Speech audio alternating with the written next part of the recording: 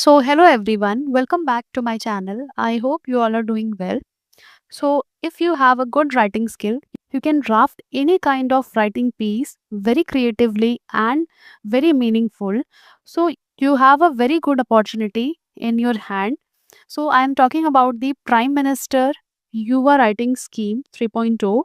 So basically this is for nurturing the young authors. अगर आपके पास बहुत अच्छा राइटिंग स्किल्स है, आप किसी भी टॉपिक पे बहुत क्रिएटिवली लिख सकते हैं, so you can apply for this prime minister scheme for mentoring young authors. So if we talk about the Indian population, so our country is rich in younger generation, यानी 66% हमारा जो population है वो younger generation से fulfilled हो रहा है. So you have a very good opportunity. So let's talk about this scheme कि ये क्या है, कब अप्लाई करना है, कौन कौन एलिजिबल है एंड इससे क्या क्या बेनिफिट आपको मिलेंगे. So basically this scheme is known as the Prime Minister Yuva 3.0 scheme for mentoring the young authors. If they have a very good communication skill, very good writing skill, they can write creatively and amazingly. So NEP has emphasized on the empowerment of young minds because as I have already mentioned 66% हमारा जो population है वो youth है. तो हमारे जो youth है उसका power हम लोग बहुत ज़्यादा use कर सकते हैं. So first ये जो mentorship scheme launch हुआ था that was on 31st May 2021. So in this scheme, let's introduce the PM Yuva 3.0. So this scheme has a very significant impact on the young mind, जिसके पास एक बहुत ही अच्छे author होने की क्वालिटीज़ हैं, उन्हें ये नर्चर करता है ये स्कीम. यानी कि पीएम युवा स्कीम उन्हें मिल सकता है जिनके पास में बहुत ही अच्छा राइटिंग स्किल है. एंड ये जो स्कीम है, आप ये मत सोचिए कि अगर आपको इंग्लिश प्रॉपर नहीं आता है तो आप नहीं एलिजिबल हैं. These are available in different languages, 22 Indian languages, including English and Hindi. So ये जो स्कीम है वो स्टार्ट हो चुका है 11th ऑफ मार्च से, यानी कि आज से ही स्टार्ट हो चुका है. तो सबसे पहले इसका टाइमलाइन देख लेते हैं.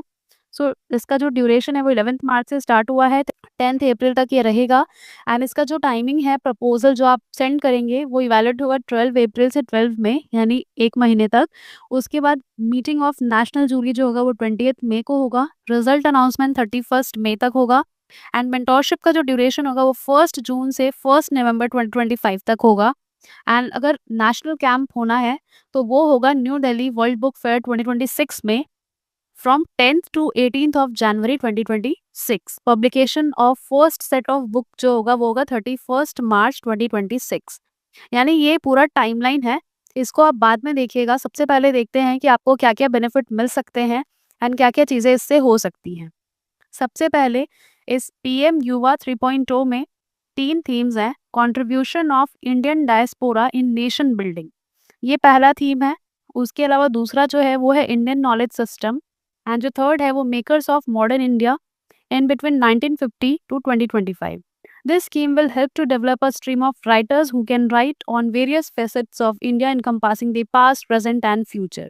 यानी आपको जो कुछ भी लिखना है वो पास्ट, प्रेजेंट एंड फ्यूचर को मिला के उन सभी का समराइज्ड वे में आपको लिखना होगा. ये थीम का सारा डिटेल भी यहाँ लिखा हुआ है जो आप पढ़ सकते हैं. Contribution of Indian diaspora in nation building वो क्या है वो भी बताया गया है. एंड उसके अलावा सब थीम्स भी बताए गए हैं मेन थीम के अंडर. ये सारे सब थीम्स हैं फर्स्ट वाले का. उसके अलावा थीम 2 का भी डिटेल दिया है, इंडियन नॉलेज सिस्टम, एंड उसके सब थीम्स ये सारे हैं. उसके अलावा जो थर्ड थीम है makers of modern India in between 1950 to 2025, उसका ये पूरा डिटेल दिया है, आप उसको देख सकते हैं. एंड अगेन उसके सब थीम्स दिए गए हैं. अब what you have to write, so you have to prepare a proposal. What kind of proposal? The proposal of mentorship of young authors is in tune with PM's vision of global citizen that need to be launched to train young and budding author up to the age of 30 years. अगर आप within 30 years के age limit में आ रहे हैं, then you are eligible for this. And the contestant will be asked to submit a book proposal of 10,000 words. आपकी authorship skills को देखने के लिए ये बनाया गया है.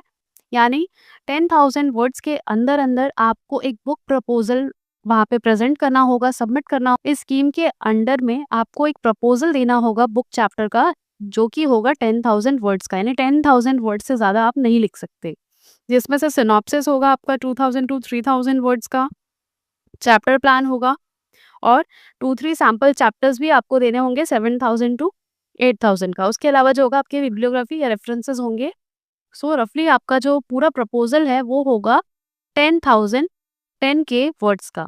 अब उसके अलावा आपको और क्या-क्या चीज़ें ध्यान में रखनी होगी। Implementation and execution. The National Book Trust India, as the implementing agency, will ensure phase-wise execution of the scheme under well-defined stages of mentorship. Selection procedure क्या होगा? A total of 50 authors will be selected. The number of authors to be selected as per the scheme.